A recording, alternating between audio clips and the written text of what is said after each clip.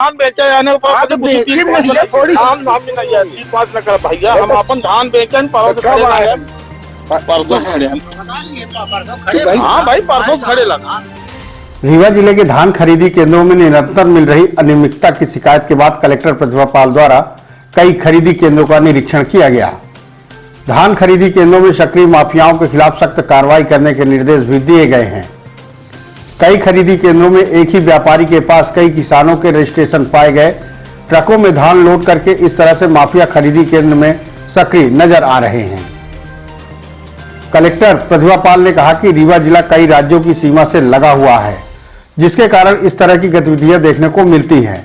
यदि इस तरह की अनियमितताएं कहीं भी पाई गई तो सख्त कार्रवाई की जाएगी। वर्तमान में धान उपार्जन का केंद्र अपने 95 से अधिक केंद्रों पे चल रहा है और क्योंकि अपना सीमावर्ती जिले दूसरे राज्यों से जुड़े हुए हैं, तो इसी कारण से अपने यहाँ चौकी भी स्थापित की गई हैं ताकि बाहर से धान इस प्रकार से आकर के अपने उपार्जन केंद्रों पे न बिक सके। आपके माध्यम से बताया जा रहा है कि एक खरीदी केंद्र में इस प्रकार की स्थिति पाई गई है, तो इसकी हम लोग जांच कराएंगे और यदि किसी भी व्यक्ति के पास, किसी भी वेयरहाउस के पास या किसी भी समिति के पास इस प्रकार का अनाधिकृत धान जो कि किसी किसान का नहीं है, जिसका पंजीयन नहीं कराया गया है, यदि पाया जाता है तो उनके खिलाफ कड़ी कार्रवाई। व्यापारियों द्वारा कई किसानों के रजिस्ट्रेशन लेके आते हैं, एक ही व्यक्ति के पास कई रजिस्ट्रेशन है। एक ऐसा केस अभी मनगवा में संज्ञान में भी आया था, जिसकी जांच भी पूर्व अधिकारी द्वारा की गई है। आज जांच रिपोर्ट भी प्रस्तुत कर रहे हैं। ऐसे केस में हम लोग कार्रवाई भी करेंगे।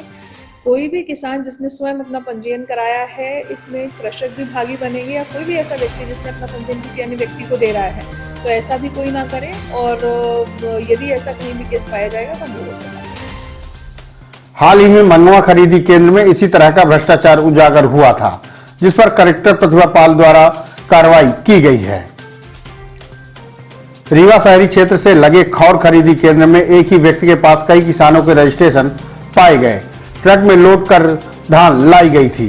खरीदी केंद्र में किसानों के ट्रैक्टर लाइन में खड़े हुए हैं, तो दूसरी ओर कई ऐसे संदिग्ध ट्रक भी देखने को मिले, जिसमें एक ही व्यक्ति के पास कई किसानों के रजिस्ट्रेशन पाए गए हैं।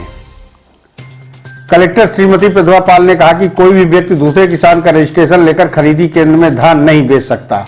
यदि इस तरह की गतिविधियां पाई गई तो समिति प्रबंधक सहित संबंधित व्यक्ति पर कार्रवाई की जाएगी। वहीं खरीदी केंद्र में किसानों से अवैध वसूली की शिकायत भी मिल रही है।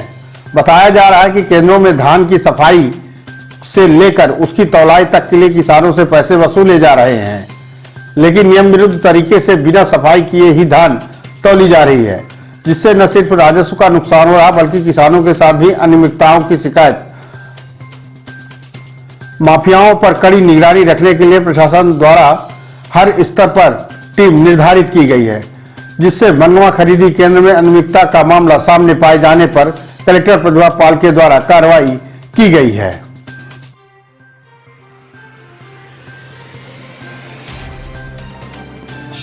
तो कई दिन हो गया आपको यहाँ खड़े हुए? हो गया परसों आबा है, अब आज नंबर लग गई तो तौल हो जाई, न नंबर लगी तो न तौल हो। कितने का रजिस्ट्रेशन है? हमारे यहाँ करीब 400-500 कुंटल के खेत वही है।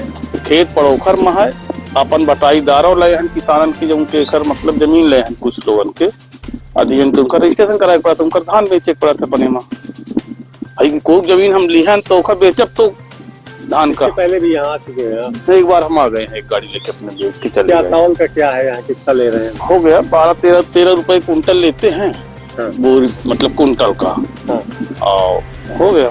तो 13 रुपये काहे के लिए लेते हैं आपको पता है? हाँ तौल के लेते भाई, लेबर जो तौला थी केवल तौल के लिए। हाँ 13 रुपए कोई रेट आपको शासकीय रेट पता है कितना रेट होगा? अब देखिए आज हम 10 साल से बेच रहे हैं यहाँ। हाँ। मतलब समितन में। हाँ। तो यह लेते 13 रुपया कुंटल लेते, तो 13 तो जनते हैं कि लेते। पड़ोखर कहाँ पड़ता है? ये अपना के कुठुलिया रोड से अंदर जाए पड़ा मकुंदपुर लाइन में। समिति आपको खौर लगता है? नहीं, गोविंदगढ़ वहीं ये ज्यादा है क्योंकि बाईपास पर